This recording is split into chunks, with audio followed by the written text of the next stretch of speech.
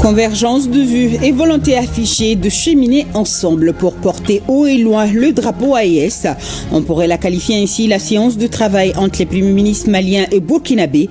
Le général de division Abdoulaye Maïga et Rim Talba Jean-Emmanuel Ouedraogo ont abordé les questions bilatérales avec en toile de fond la situation régionale et internationale. Mamari Koné Alou Touré nous feront également le point de leur visite au Palais des Pionniers pour encourager la brigade citoyenne.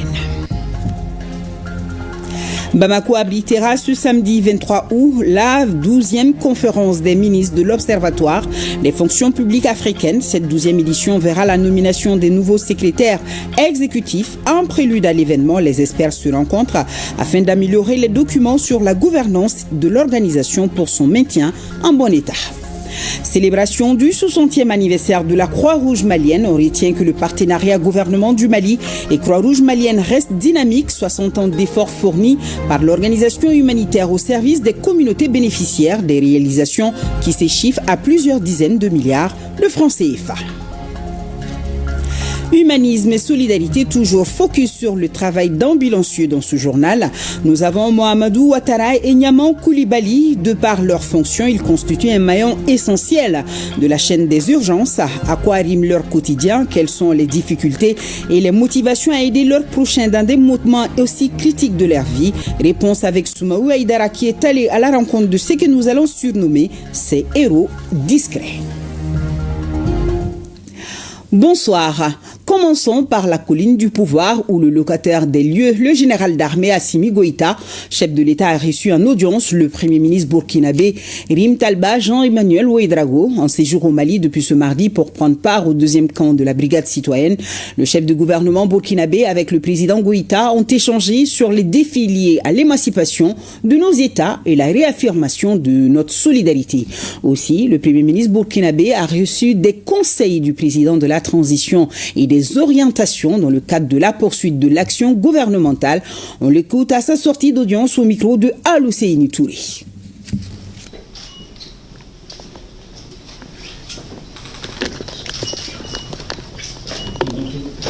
C'était un insigne honneur pour moi-même ainsi que pour toute la délégation qui m'accompagne. Évidemment, grâce à l'entremise également de mon frère, le Premier ministre Maïga, c'était une opportunité pour nous de lui transmettre les fraternelles salutations du président du Faso, le camarade capitaine Ibrahim Traoré. Et c'était également l'occasion pour nous de lui traduire tous nos remerciements pour nous avoir associés à cet anniversaire de la brigade citoyenne que nous avons vécu comme un grand moment d'exaltation du sursaut de la jeunesse. Ça a été l'opportunité pour nous de rendre compte au chef de l'État de notre séjour ici à Bamako chez nous, un séjour qui se passe très bien. Nous avons eu l'opportunité, au-delà de cet anniversaire de la brigade citoyenne, de pouvoir nous retrouver pour échanger sur des sujets d'intérêt du moment, faire un tour d'horizon des grands défis, mais également nous remotiver évidemment pour continuer donc le combat. Nous avons bénéficié auprès de son Excellence, Monsieur le Président de la République, évidemment de ses sages conseils, et de ses précieuses orientations, afin de poursuivre la dynamique actuelle et surtout de travailler à l'amplifier. Son Excellence, Monsieur le Président de la Transition, nous a engagés à garder toujours à l'esprit le bien-être des populations, avec bien sûr en bonne place cette jeunesse qui est le fer de lance du combat qui est mené aujourd'hui au sein de l'espace confédéré afin de nous affranchir d'un certain nombre de dominations, d'assumer le destin du Sahel dans son ensemble et surtout d'ouvrir des perspectives heureuses pour les populations basées sur évidemment l'exploitation des richesses du Sahel pour les peuples du Sahel et mettre fin donc à cette exploitation et à ces injustices que les peuples du Sahel ont vécues jusqu'aujourd'hui.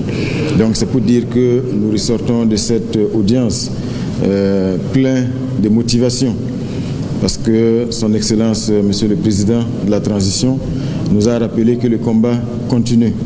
Nous devons donc rester pleinement optimistes, mais également extrêmement vigilants face aux grands défis du moment, face également aux grands bouleversements géopolitiques, géostratégiques du monde et des bouleversements qui sont en cours et sur lesquels nous devons rester extrêmement attentifs.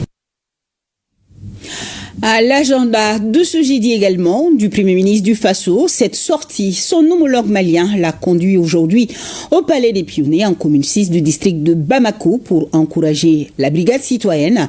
Les deux personnalités ont aussi été témoins sur place des activités du camp dans la confection des pavés au bénéfice des populations. Mamari Kone et Alou Touré nous disent aussi qu'auparavant, les deux premiers ministres entourés de quelques membres de leur gouvernement s'étaient retrouvés à la faveur d'une séance de travail qui a porté sur les sujets d'intérêt commun entre le Mali et le Burkina Faso. Sur le Premier ministre malien a salué la qualité de la coopération entre les deux pays, celui du Burkina Faso a pour sa part invité les deux pays à aller de l'avant. Reportage.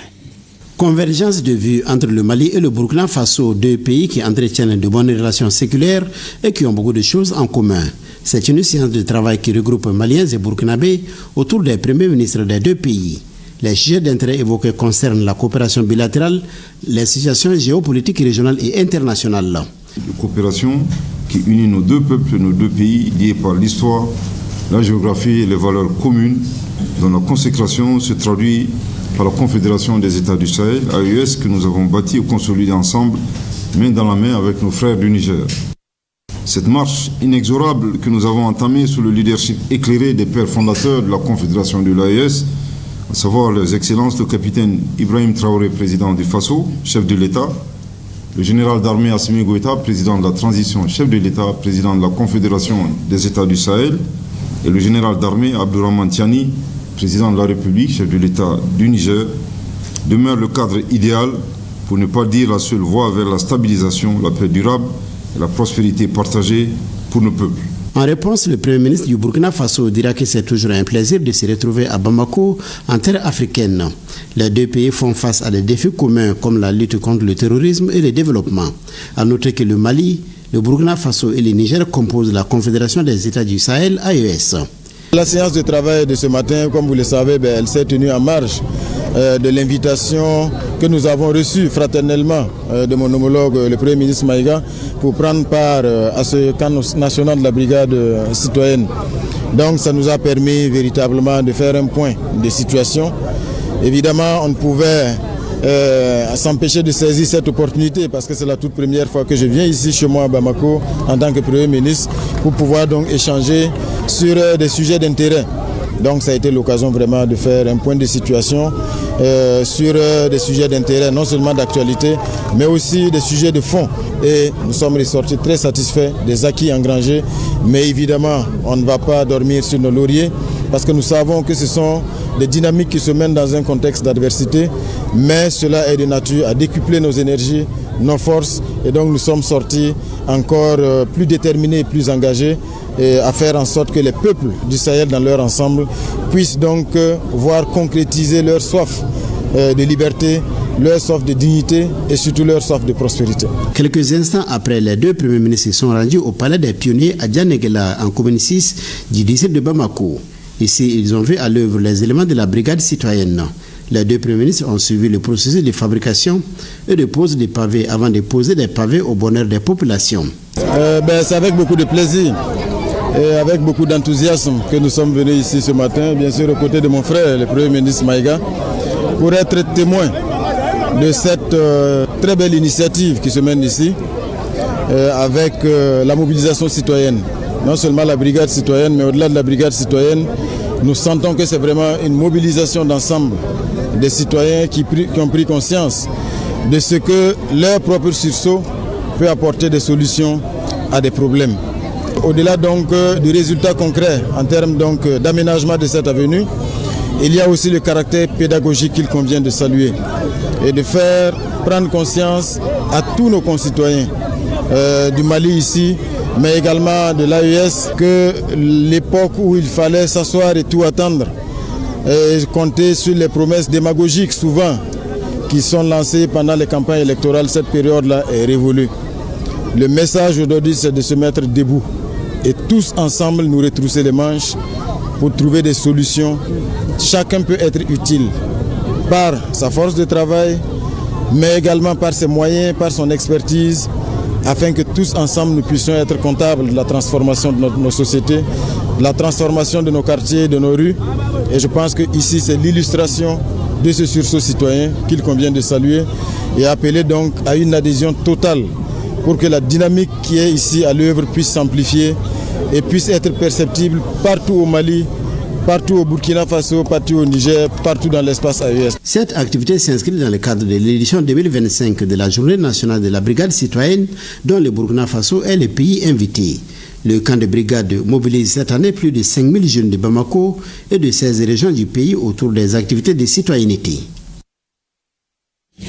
Malikoura Nyeta Siraka Bensan Baflanimbi Yoroni Sabama présenté aux membres du Haut Conseil des collectivités territoriales. Une rencontre au cours de laquelle le ministre de l'économie et des finances, Alucéini Sanou, a longuement partagé sur les 11 projets structurants du document. Moussa Kamara.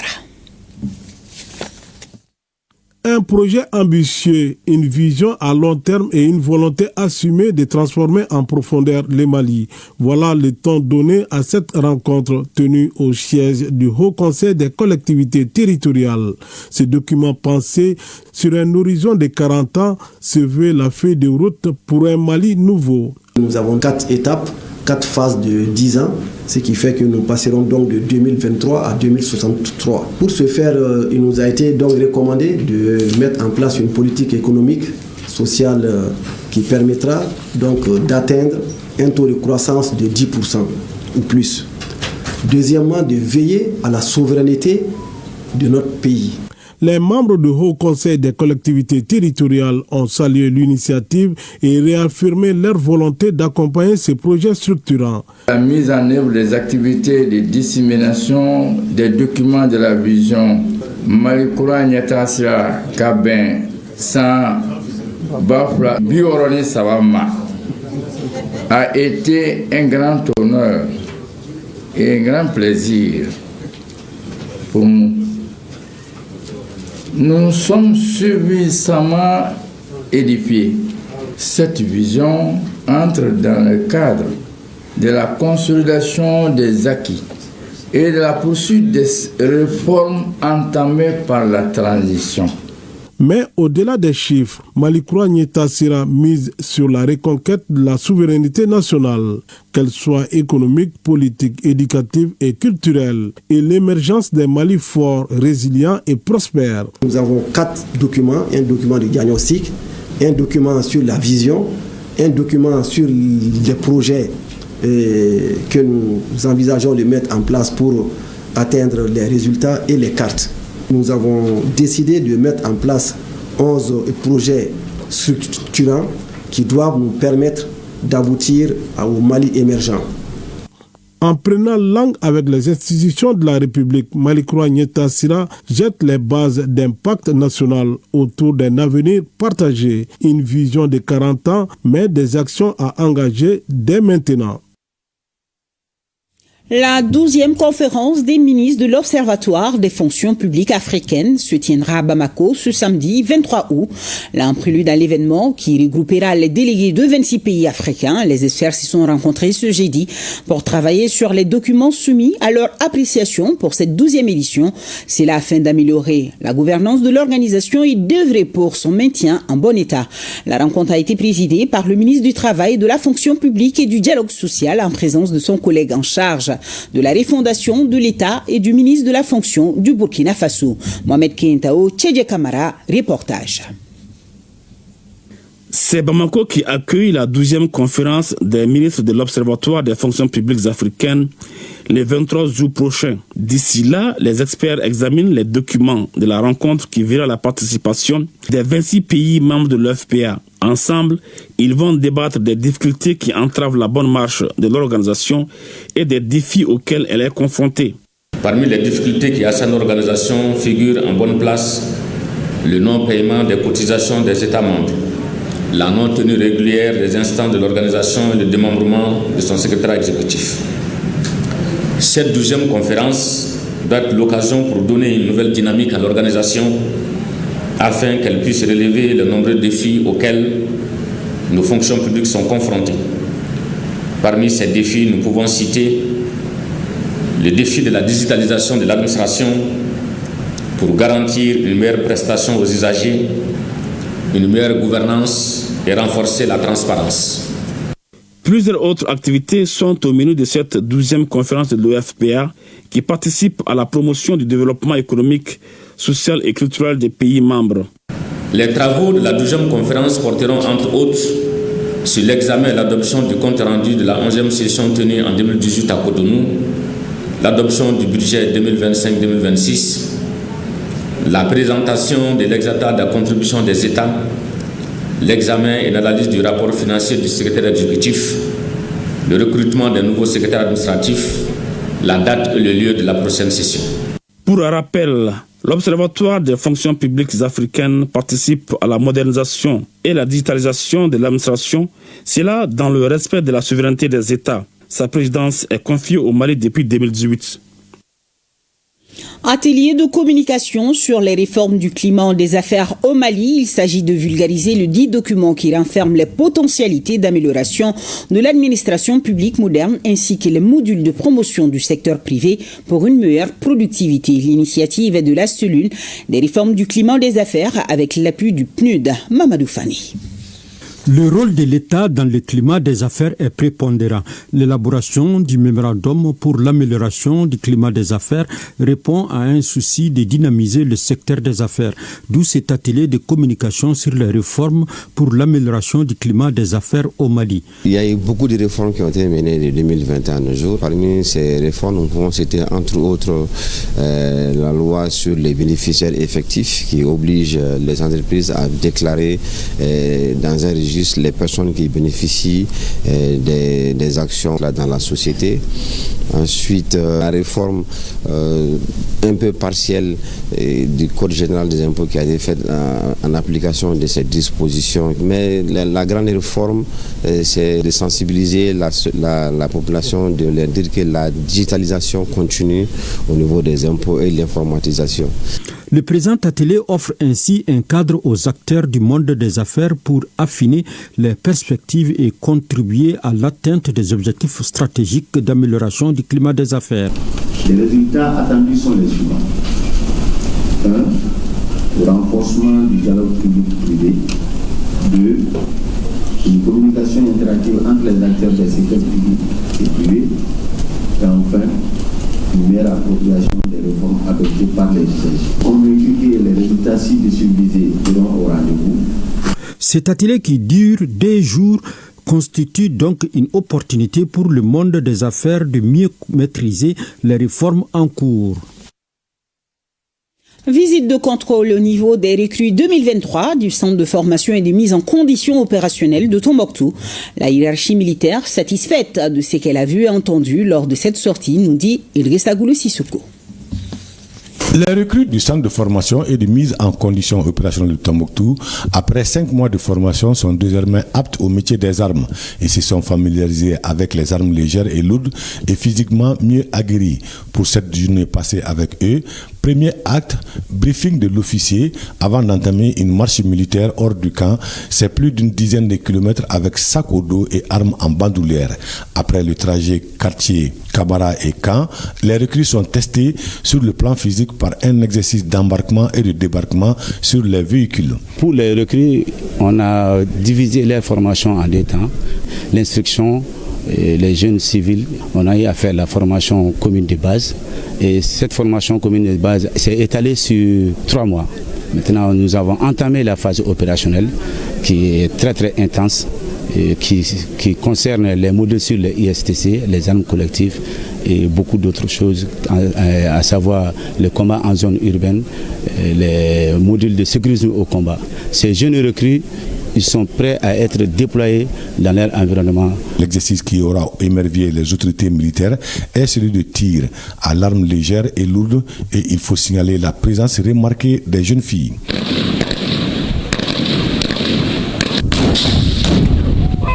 La formation des recrues, nous avons atteint un certain niveau qui nous permet aussi d'avoir confiance à ces recrues bien avant leur sortie officielle.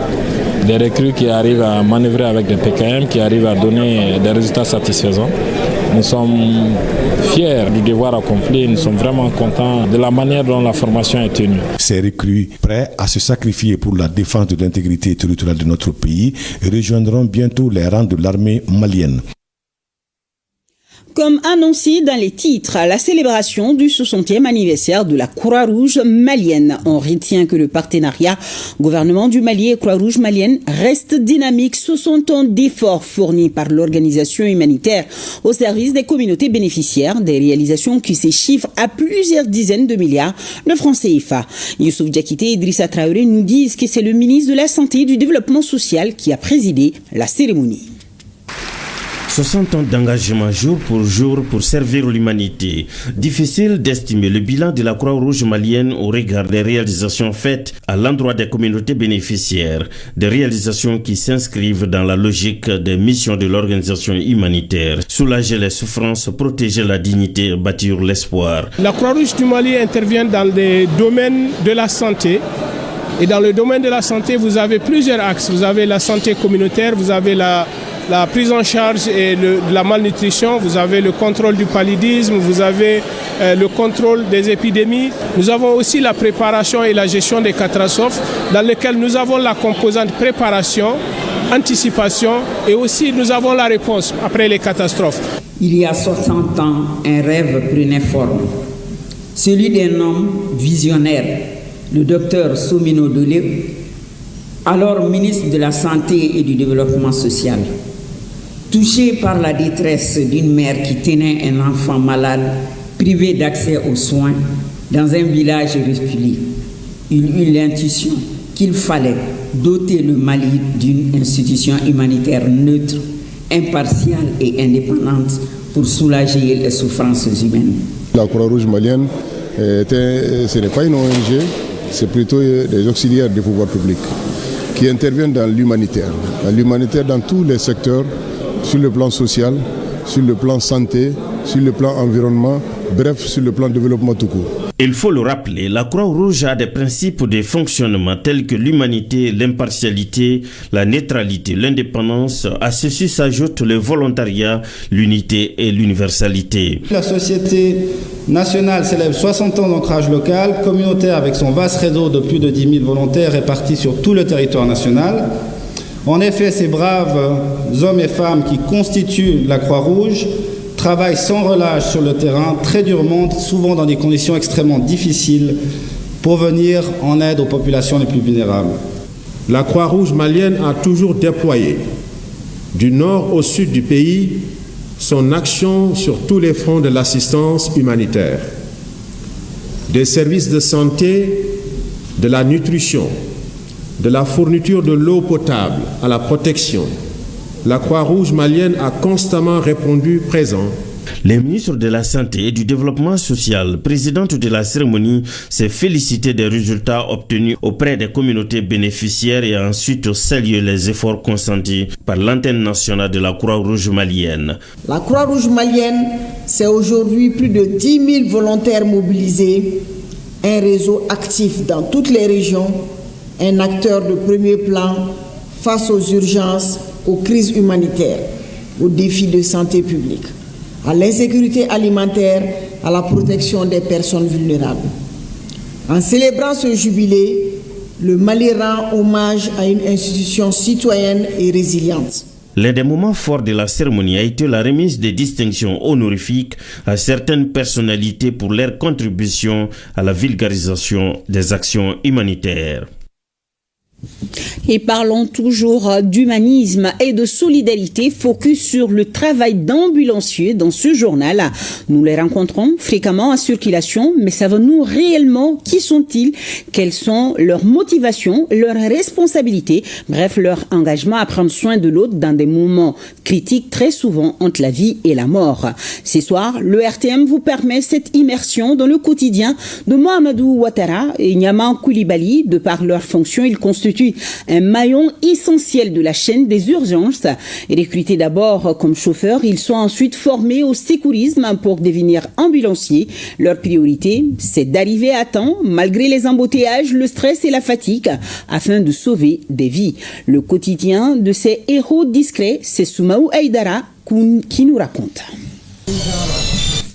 le SESCOM de Savalbou 1 qui demande d'aller chercher une dame en travail là. Un appel, une vie à sauver, une course. C'est le quotidien de Mohamed Ouattara, ambulancier à Bamako. Il commence sa carrière comme simple chauffeur, puis apprend le secourisme et acquiert les compétences nécessaires pour intervenir dans les situations d'urgence. Au départ, j'ai été recruté comme chauffeur. Ensuite, j'ai suivi des formations, parmi lesquelles comment est-ce que rouler une ambulance, alors comment effectuer les premiers gestes de secours, entre autres. Donc c'est à partir de là que voilà, je suis devenu ambulancier. Comme lui, Nyaman Koulibaly, 38 ans, travaille au CCRF de la commune 6. Lui aussi a été formé au premier secours.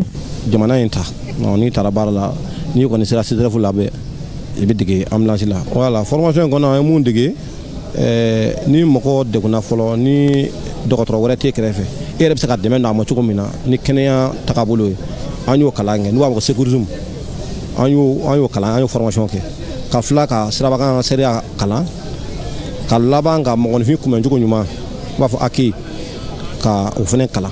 Dans ces centres, le travail des ambulanciers est bien organisé. Un système de garde est en place 24 heures sur 24. À chaque alerte, l'ambulancier part immédiatement sur le terrain pour assurer le transfert du patient. Donc, ils sont au niveau de 7 chauffeurs. Et ces 7 chauffeurs, nous avons 14 aires de santé. Donc là, il y a 6 qui assurent la permanence et il y a un qui passe la nuit pour la garde. Alors, dans le cadre des centres de santé de référence, nous avons ce qu'on appelle la référence évacuation de la mère et de l'enfant. Ils transportent également les urgences médico-chirurgicales, tous ceux qui ne peuvent pas être pris en charge au niveau des CCRF, tels que les cas de réanimation, sont directement transportés au niveau des hôpitaux. Et ils sont organisés en équipe. Il y a toujours un ambulancier qui est là, qui fait la garde. Donc il dort ici, qui fait la référence d'évacuation. Les autres sont là pour assurer la permanence dans les services. Les ambulanciers transportent surtout la médecine de la mère et de l'enfant à notre niveau ici. Donc c'est les urgences obstétricales, les femmes enceintes et les nouveau-nés. C'est ce qui prime. Mais comme maintenant on est en train de devenir un hôpital district, donc on a aussi les cas de complications de l'HTA, du diabète, les pathologies chirurgicales. Tout est là en urgence qu'on peut faire toutes les évacuations. Nos 2 ambulanciers reçoivent plusieurs appels d'urgence et ils interviennent selon la gravité des cas. Être ambulancier va au-delà de répondre à des appels d'urgence. Il s'agit de faire face à des situations comme les embouteillages et le stress. Souvent dans la journée, on peut intervenir 5 à 10 fois. Souvent même tu peux faire toute une journée, tu n'interviens pas. Donc ça dépend de la fréquence des urgences. Vous savez, au Mali ici, les usagers ne sont pas courtois, ils ne sont pas courtois dans la circulation. Donc souvent on a du mal à avoir la route pour amener le malade rapidement dans les hôpitaux. La population a fait population wɛrɛ mɔgɔ dɔw bɛ yen mun ŋaniyaw ka ɲi olu bɛ jigin k'an dɛmɛ pour an ka se ka sira sɔrɔ parce que ni banabaatɔ b'e bolo tant que a ma se a furakɛli yɔrɔ la e tɛ se ka lafiya a bɛ hakili la k'e nana n'a ye a ni ka kisi mais n'a sar'i kun sira fɛ est-ce que i ka baara ɲɛna. Le métier d'ambulancier ne rapporte pas gros, mais pour Mohamed Ouattara et Nyaman Koulibaly, l'activité leur permet de couvrir les besoins essentiels. Le salaire n'est pas suffisant, mais comme on le dit, on essaie d'adapter notre mode de vie à notre salaire. Et la récompense, c'est juste des primes. Donc à chaque sortie, on a une somme symbolique de 1000 francs. Ensuite, on a des primes de garde aussi.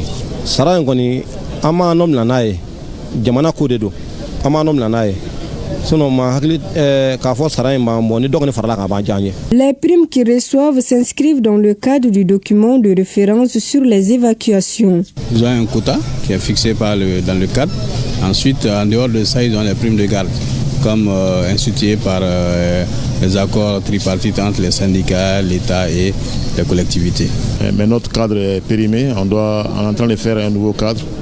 Donc tout est géré dans ces cadres-là. Donc c'est ce cadre-là qui va déterminer les différentes distances des CESCOM au CCRF et aussi les conditions de motivation des chauffeurs. Tout le monde doit mettre une quote-part dedans. La mairie doit mettre quelque chose dedans, la collectivité doit mettre quelque chose dedans, le CCRF mettre quelque chose dedans pour faire un fonds social. Donc ils ont un quota sur chaque évacuation. Être ambulancier, c'est aussi oublier la vie des familles à cause de la fréquence des urgences. Bon, je dirais pratiquement qu'on n'a pratiquement pas de vie de famille. L'ambulancier fait partie du personnel de santé. Donc on est comme des militaires, on est appelé à chaque fois pour intervenir. Chaque trajet est une course contre la montre et au bout de chaque sirène, il y a une vie à sauver. L'air cru du cœur, que la population cède la route pour que chaque intervention ait une chance d'arriver à temps. Un dossier signé Soumaou Aïdara. Un mot du programme pluriannuel de résilience en faveur de l'éducation en situation d'urgence phase 2 dans les régions de Mopti, Badjangara. Boubacar Sankare nous parle du lancement.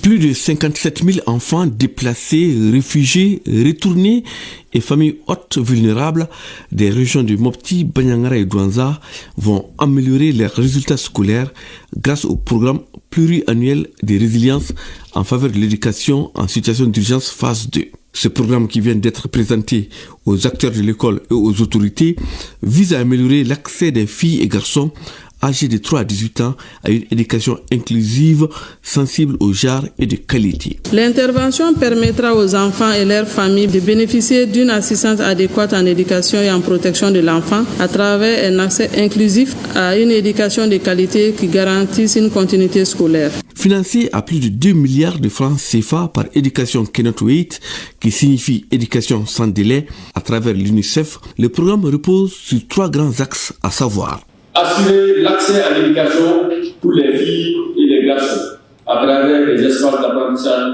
formels et non formels sûrs et équilibrés.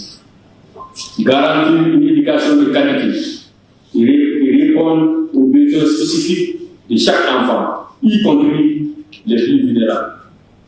Renforcer la résilience du système éducatif afin qu'il puisse répondre rapidement et efficacement aux risques. Nous avons une responsabilité collective envers les enfants. J'exhorte donc tous les parties présentes à s'impliquer dans la mise en œuvre de ce projet afin de favoriser l'éducation pour tous, même en temps de crise. C'est notre devoir en tant qu'acteurs engagés de faire de l'éducation du devenir des enfants une priorité. Le programme pluriannuel de résilience en faveur de l'éducation en situation d'urgence phase 2 s'étend sur une durée de 27 mois. Il est mis en œuvre par Save the Children International Mali en partenariat avec les ONG CAEP et Action Mopti. Voyons la validation du rapport provisoire de la revue harmonisée 2024, 13e édition du secteur eau, environnement, urbanisme et domaine de l'État. C'est avec Sorona Kamisoko. C'est un document de 108 pages passé à la loupe au cours de cet atelier en vue de sa validation. Il s'agit bien du rapport d'étude sur la revue harmonisée 2024, 13e édition du secteur eau, environnement, urbanisme et domaine de l'État. Rapport qui détermine les politiques régissant les différentes parties. L'exercice regroupe les acteurs impliqués dans la gestion de l'environnement, de l'énergie et de l'eau, de l'urbanisme, de l'habitat, des domaines, de l'aménagement du territoire et de la population. Le portefeuille du secteur eau, environnement, urbanisme et domaine de l'État regroupe 55 projets et programmes, dont 52 en exécution et 3 en préparation. Le cumul de financement total acquis, intérieur et extérieur, du portefeuille des projets et programmes de Suède est de 1179 milliards de francs CFA contre 730 milliards de francs CFA au 31 décembre 2023. La présente édition de la revue harmonisée nous offre l'opportunité de faire le point sur les progrès réalisés, d'identifier les défis persistants et surtout de renforcer la synergie entre les différents acteurs impliqués dans la mise en œuvre des politiques nationales, stratégies, projets et programmes du secteur de l'eau, de l'environnement, de l'urbanisme et des domaines de l'État. L'opérationnalisation du document doit permettre de relever les défis liés à la planification, au suivi et à l'évaluation des politiques publiques, surtout dans les secteurs concernés. Le projet de restauration des terres dégradées vient en appui à la CPS pour la mise en place d'un système informatisé de suivi et évaluation, de rapportage des politiques, stratégies, plans, programmes et projets du secteur eau, environnement, urbanisme et domaine de l'État. Ce mécanisme contribuera à améliorer la collecte, l'analyse et la traçabilité des données, renforcer l'orientation des décisions stratégiques et alimenter la mise à jour de la CNEDD ainsi que la préparation de la loi des finances. Cette rencontre de validation est une étape stratégique en ce sens qu'elle donne quitus pour la mise en œuvre de ce rapport d'études sur la revue harmonisée 2024, 13e édition du secteur eau, environnement, urbanisme et domaine de l'État. Rencontre autour de la mise en œuvre du projet de restauration des terres dégradées au Mali. Ça se tient à Ségou. Kondesila Bakari Traoré, correspondance. Il s'agit à travers cet atelier d'outiller les responsables des collectivités sur un nouveau guide d'élaboration des PDSEC, programme de développement économique, social et culturel. L'initiative s'inscrit dans le cadre de la mise en œuvre du projet de restauration des terres dégradées au Mali, PRTD Mali, et le pôle de Ségou regroupe les maires, secrétaires généraux des collectivités des régions de Ségou, Mopti, Koulikoro et Douanza. Nous avons aujourd'hui 87 PDSEC en version provisoire. Donc, il doit passer à l'approbation et à l'adoption. Donc, pour pouvoir approuver un document d'une telle importance, il faut que les acteurs eux-mêmes soient outillés. À la suite du processus d'adoption de ces 87 PDSEC, nous allons lancer un appel à candidature pour les projets de restauration des paysages et pour les projets d'amélioration des moyens de subsistance des populations. Et tout cela pour un coût d'à peu près 7,5 milliards de francs CFA. Durant une semaine, plusieurs thématiques vont être développées. Des thématiques relatives, entre autres, la gouvernance climatique, la grille de priorisation des objectifs du développement durable et l'intégration des changements climatiques et des ressources naturelles dans les PDSEC. Le président de la transition, chef de l'État, a fixé 8 orientations au gouvernement de transition. Le Premier ministre a traduit ces 8 orientations dans le cadre du plan d'action du gouvernement de transition. Et pour cela, cette session de formation est organisée pour l'activité pertinente de l'élaboration des PDSEC. On note que le projet de restauration des terres dégradées au Mali est une initiative du ministère de l'Environnement, de l'Assainissement et du Développement durable en collaboration avec le ministère de l'Administration territoriale et de la décentralisation. Il est financé par la Banque mondiale. Le gouverneur de la région de Kayes, en visite ce mercredi 20 août 2025 à la station de pompage et de traitement d'eau de la Somagep SA, occasion pour le général de brigade Moussa Soumaré de constater l'évolution des travaux de dépannage suite à la perturbation depuis quelques jours de la fourniture d'eau potable dans la ville de Kayes. Brahima Dao nous en parle.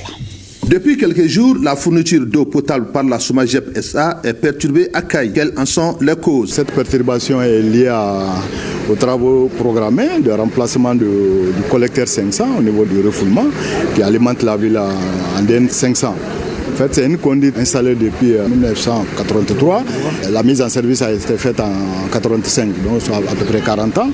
Donc avec l'âge de la conduite, il y a eu des fissures au niveau de la conduite. Dans le cadre de la programmation annuelle, ça a été budgétisé pour pouvoir quand même remplacer la conduite défectueuse. Et c'est dans ce contexte que ces travaux ont démarré depuis lundi. Comme toujours, la maintenance se déplace par besoin suite à des incidents, à du dysfonctionnement signalé depuis les différentes localités. Donc la maintenance est saisie pour pallier, sinon pour corriger et pour la continuité des services dans les différentes localités. Le chef de l'exécutif régional à la tête d'une délégation s'est rendu à la station de pompage afin de constater de visu la situation qui prévaut. J'étais venu ce matin voir l'évolution des travaux et voir comment on peut aussi soulager la population en attendant la fin des travaux. Mais d'ici là, nous avons demandé à la direction régionale de la protection civile de bien vouloir mobiliser ces engins pour la distribution de l'eau au niveau de la ville, en commençant par bien sûr l'hôpital régional, la maison d'arrêt de Kayes et ensuite aux différents quartiers. Je voulais dire aux populations que tout ce qui s'est fait, c'est dans le cadre de leurs biens. C'est pour que la distribution puisse se dérouler normalement, qu'il n'y ait pas trop de pertes et ensuite pour prévenir des dommages à l'avenir aussi. Notons que les travaux de dépannage et de réparation sont en cours et d'ici peu, cette pénurie d'eau ne sera qu'un vieux souvenir. Je vous invite ce soir encore à suivre les pupilles en République du Mali. Je vous rappelle qu'ils sont en vacances, ce qui leur permet de découvrir certaines structures étatiques. Hier soir, ils étaient à la CMSS et ce soir, les voilà dans les locaux de la Caisse nationale d'assurance maladie, CANAM, et de l'Institut national de prévoyance sociale, INPS. Sur place, ils ont eu droit à des explications détaillées sur les missions de ces deux services rattachés au ministère de la Santé et du Développement social. Awadama Koulibaly, Aloubé Kone, reportage. La centaine de pupilles, dont 22 bacheliers et 87 nouveaux lycéens, ont pris aisément connaissance des missions et principes d'adhésion aux entités sociales de l'administration. La Caisse nationale d'assurance maladie, CANAM, et l'Institut national de prévoyance sociale, INPS. L'INPS est un service social qui s'occupe de la gestion des allocations et des pensions des travailleurs. Je pense qu'un jour, je pourrais être un des travailleurs de l'INPS ou CANAM. Au-delà de l'exposé sur leur fondement et fonctionnement, les responsables des deux services tiennent surtout à l'excellence dans le parcours scolaire des protégés de la République du Mali. Cette visite s'inscrit dans le cadre de notre engagement commun à l'ONAPUMA, à favoriser l'éducation citoyenne et l'éveil des jeunes générations, de prendre conscience, de travailler, parce que l'avenir de ce pays dépend de vous. Les enfants ne doivent pas se sentir dépaysés.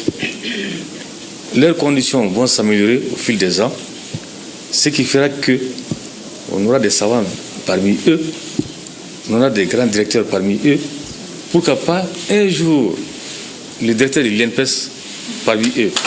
Une ambition partagée par l'ONAPUMA, ce qui motive d'ailleurs ses visites pendant les vacances scolaires. L'office est à sa 5e édition. Amener les enfants pour qu'ils puissent comprendre le fonctionnement et le déroulement de toutes les prestations qui se passent au sein de ces deux structures. Et aussi leur donner l'envie d'être des enfants, des étudiants ou pourquoi pas des agents assez compétents pour le développement de demain. L'apprentissage est utile, certes, mais le côté agréable de la journée a été toute surprise.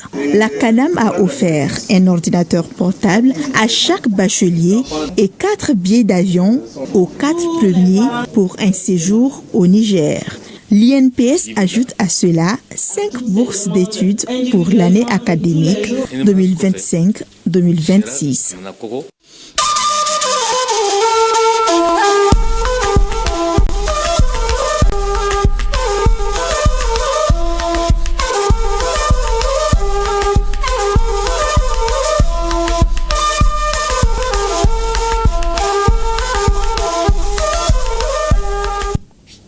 Fin de la première édition de la rencontre des sociétés de loterie et de paris mutuels urbains des États membres de l'AES. Une rencontre de 3 jours sanctionnée par des recommandations. Boubacar Bablé-Touré nous en dit plus. Un pari gagné pour cette première édition de la rencontre des sociétés de loterie et de paris mutuels urbains des États membres de l'AES. Durant 3 jours, les experts de la LONAB, Loterie nationale du Burkina Faso, l'ONANI, Loterie nationale du Niger et le PMI Mali, Paris mutuel urbain du Mali, ont tracé les voies d'une coopération innovante des loteries. Comme conclusion, la création d'un cadre des loteries de l'AES, l'institutionnalisation du pari confédéral et la mise en place d'un fonds commun de développement AES. La conclusion de ces travaux ouvre de nouveaux horizons. Elle témoigne de notre volonté collective de bâtir une souveraineté économique et culturelle pour nos peuples. Le succès de nos initiatives dépendra de notre capacité à transformer ces engagements en actions concrètes au bénéfice de nos pays et de nos concitoyens.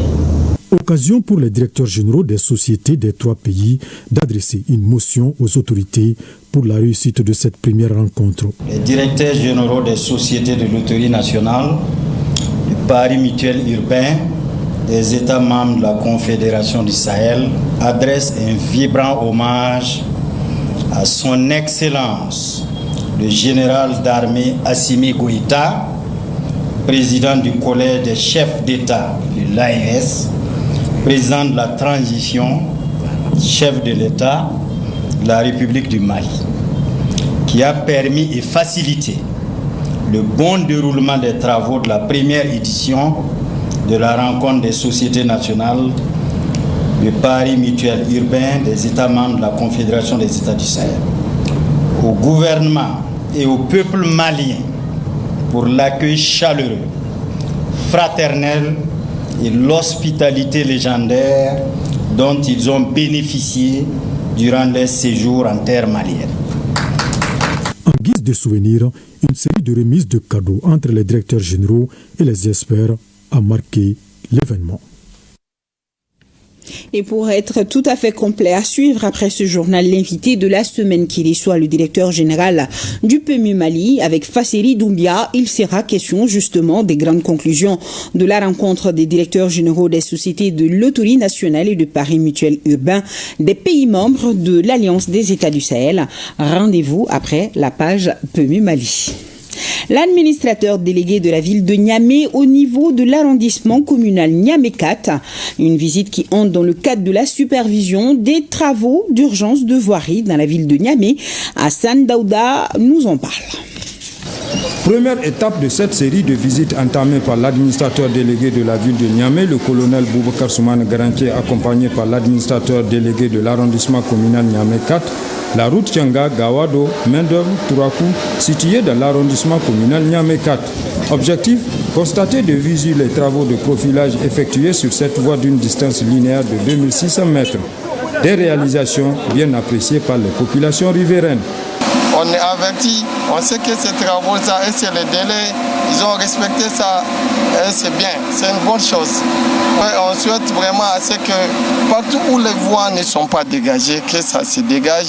Ça fait ça durée, on attend ce que le gouvernement va faire sur la route. Et mais c'est une bonne chance pour nous, pour notre quartier. On soutenait monsieur le président, il faut qu'il donne la chance, et notre pays n'est qu'à développer. La délégation s'est ensuite transportée au niveau du marché à bétail du quartier aéroport. À ce niveau, le colonel Boubacar Soumane Garantier, après avoir fait des constats, a donné des instructions fermes aux occupants anarchiques de libérer la voie pour rendre plus fluide la circulation routière. La troisième étape a concerné le long de la route aéroport. Là également, l'administrateur délégué a marqué un arrêt pour superviser les travaux de réparage des garde-corps de protection en acier installés dans le cadre de la sécurité routière. Constater également pour l'évolution des travaux de colmatage au niveau de certains artères dont les équipes sont déjà à pied d'œuvre au niveau du garage municipal, ce qui a constitué la dernière étape de ce déplacement. La population de Niamey est en train de comprendre la nécessité des travaux que nous sommes en train de mener. Et elle est en train de nous accompagner. Et ça, c'est très très important. Parce que les ouvrages que nous sommes en train de réhabiliter, nous les faisons pour la population de Niamey. Nous les faisons pour leur bien-être. Nous les faisons pour leur sécurité. Donc au retour, c'est à elles vraiment de s'en approprier pour faire vraiment de ça aussi leur bien matériel, leur propre ouvrage. D'autres travaux similaires sont également prévus très prochainement dans les autres arrondissements communaux de la ville de Niamey. Innovation technologique. Une délégation burkinabé tâte le terrain en Chine. Elle veut particulièrement multiplier les investissements dans le domaine minier, ce qui les a amenés dans les locaux de la compagnie chinoise SDLG. Bienvenue Taoussa, compte rendu. On se croirait dans une salle de jeu. Pourtant, dans cette salle de travail, bien entendu, cet homme exécute une tâche à l'aide d'une machine située sur un chantier à quelques 800 mètres d'ici. Une technologie parmi tant d'autres, développée par la société SDLG à plus d'un millier de kilomètres de la capitale chinoise. À Linyi, cette délégation burkinabé composée d'opérateurs économiques et de responsables administratifs du ministère en charge des mines a un double objectif: la consolidation du partenariat et la quête de solutions innovantes qui profitent aux Burkinabés, particulièrement dans le domaine minier. En tant que le groupe CEPIP, un centre de promotion et des investissements pour le Burkina Faso, nous devrons œuvrer, en tout cas, à travailler à faciliter tout ce qui est co-investisseur, les approches, les investissements au Burkina Faso. Alors, pour dire que ce voyage ici en Chine nous a fait tellement de bien.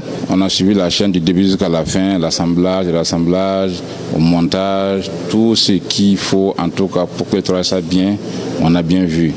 Donc, c'est pour dire que nous devons vraiment travailler, être rigoureux dans tout ce qu'on fait. SDLG fait dans la conception, la fabrication, la maintenance d'engins de chantier et propose le service après-vente. Cette visite elle est importante pour le Burkina Faso au regard des différents chantiers de développement du pays et des différents défis que nous avons à relever en matière de l'appropriation de l'exploitation de nos ressources minières. Nous sommes à la recherche et nous faisons la promotion de solutions innovantes et qui économisent de l'énergie afin vraiment de nous permettre de rentabiliser au mieux la gestion et l'exploitation de nos ressources. Fondé en 1972 et membre du groupe Volvo depuis 2007, SDLG opère dans 130 pays et le défi pour cette délégation est aussi de convaincre cette société à poser ses valises au Burkina Faso.